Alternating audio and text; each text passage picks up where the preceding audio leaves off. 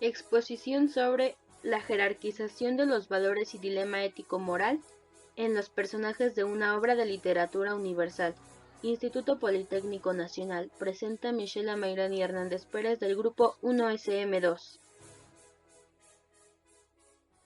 Para esta exposición estaré haciendo referencia al libro El retrato de Dorian Gray del autor Oscar Wilde. Introducción. Narra la historia de un joven inglés, Dorian Gray, que es muy atractivo e inocente. El joven Dorian se convierte en el modelo preferido de un pintor, Basil Hallward, y en este contexto comienza la historia y su leyenda. Mientras posaba para Basil, Dorian conoce a Lord Henry Wotton, un ser muy irónico, que influirá de manera decisiva en su vida. Henry es un aristócrata hedonista cínico, muy propio de su época, que seduce a Dorian en su visión del mundo, donde el único objetivo es la búsqueda de la belleza y el placer. Una vez que Basil Hallward ha completado su obra maestra del cuerpo integral de Dorian Gray, la historia evoluciona con más interés. Dorian queda tan maravillado con el cuadro que pide un deseo. Dorian quería permanecer eternamente joven, siendo el marco quien envejece por él, y su deseo era tan profundo que estaba dispuesto a entregar su alma como moneda de cambio. El diablo no apareció para fijar el contrato, pero su deseo fue igual atendido. Esta visión de Dorian terminó por conducirlo a cometer los actos más horribles. No fueron pocos los que sucumbieron directa o indirectamente por él. Solamente cuando tenía una actitud cruel se producían cambios pequeños en su imagen, y se va viendo lo que realmente sucede. Con cada pecado, el retrato se desfiguraba cada vez más hasta convertirlo en irreconocible. Después tomará una difícil decisión que cambiará su vida para siempre. Mi opinión acerca del autor. El éxito que alcanzó Wilde se basaba en el ingenio mordaz y punzante que derrochaba en sus obras, dedicadas casi siempre a fustigar las hipocresías de sus contemporáneos. La crítica social, tan común y aceptada hoy en día, resultaba cáustica en la burguesía de la época victoriana, y, por eso, al amigo Oscar le llovían bofetadas cada vez que una de sus obras venía a la luz. Con esta novela en cuestión no fue diferente. Parte de la crítica llegó a tacharla, incluso de indecente. Desde mi punto de vista, es una novela metafísica que representa la obsesión sobre el poder de la juventud y la belleza, obsesión que compartió el propio autor hasta el mismo día de su muerte, prefiriendo comprar un traje elegante que un plato de sopa caliente, cuando ya se encontraba enfermo y sumido en la miseria. Al mismo tiempo, encuentro que es una profunda reflexión sobre la naturaleza del arte y la perseveridad de la estética. Esta preocupación por la interferencia del arte y la belleza en la vida son una constante en la obra del autor.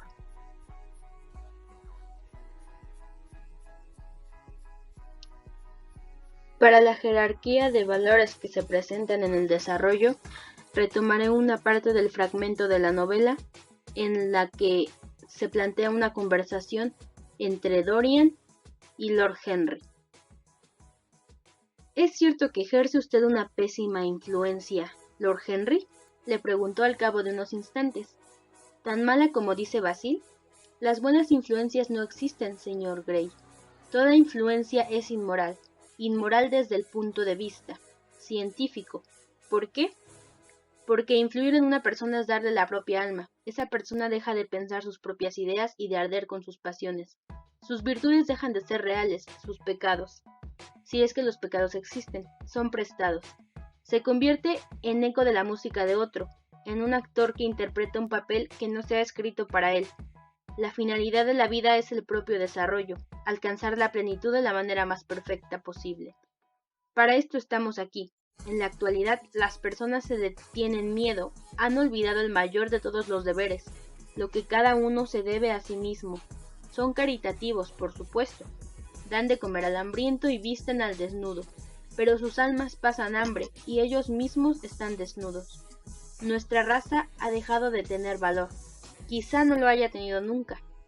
El miedo a la sociedad, que es la base de la moral. El miedo a Dios, que es el secreto de la religión. Esas son las dos cosas que nos gobiernan. Y sin embargo, En esta escena que intervienen dos de los personajes principales de este relato, considero que podemos encontrar una jerarquía de valores desde una postura subjetivista, ya que recordando esto, nos dice la postura subjetivista que el valor no tiene sentido ni existencia propia sin que exista el sujeto. Como nos dice Alejandro Kort, los valores son subjetivos y encontró 9 áreas de valoración humanas definidas según tipo de circunstancias que producen las reacciones de las personas: económicas, instintivas, eróticas, vitales, sociales, religiosas, éticas, lógicas y estéticas. En este caso, Lord Henry le presenta su opinión a Dorian y entra en la tabla de valores de Alejandro Kort de la postura subjetivista, ya que para él considera que las biológicas, en este caso las económicas, instintivas, eróticas y sociales, son para él lo principal. Por lo cual, en esta jerarquía de valores, Lord Henry estaría tomando una postura subjetivista. Tomaremos también en cuenta el análisis detallado sobre un dilema ético-moral al que se enfrenta algún personaje de la obra. En este caso tomaremos la parte en la que Dorian Gray actúa a lo largo de la obra en contra de algunos deberes jurídicos, en este caso cuando mató a su amigo Basil, pero como consigue que la justicia no lo sepa, no se le impone ninguna sanción. Por ello, las consecuencias de ese acto pasan a ser las mismas que si te hubieras infringido un deber moral, es decir, sufre forticismos, remordimientos, miedo, vergüenza, etc. En este caso, considero que Dorian Gray pudo no haber evitado la justicia y así poder enfrentar su dilema moral, ya que había matado a su amigo Basil. Considero que la decisión que decidió tomar Dorian Gray no fue la correcta, porque lo correcto era asumir las consecuencias de sus actos y cumplir tanto con los deberes, ya sean jurídicos o morales.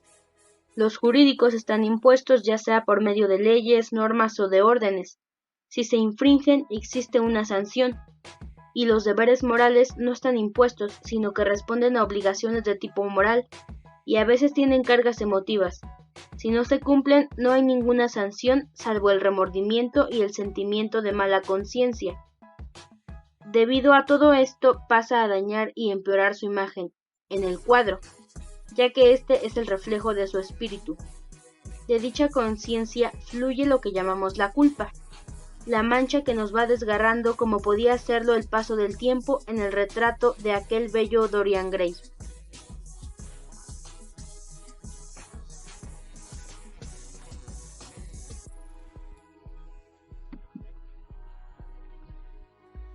Para concluir, puedo decir que la ética y la moral son constructos que regulan el comportamiento humano y permiten su dirección a lo que tanto de manera individual, ética como colectiva, moral, se considera aceptable y positivo, qué es bueno y qué es malo, qué deberíamos hacer y qué no deberíamos hacer, e incluso de qué aspectos no preocuparnos y valorarnos, son elementos derivados en gran medida de nuestro sistema ético, ya que la actualidad nos obliga a la reformulación de jerarquías e incluso de lenguaje. Así, hablamos hoy más de valor de la conciencia íntima moral, de la dignidad humana, de la libertad de expresión e incluso de la familia.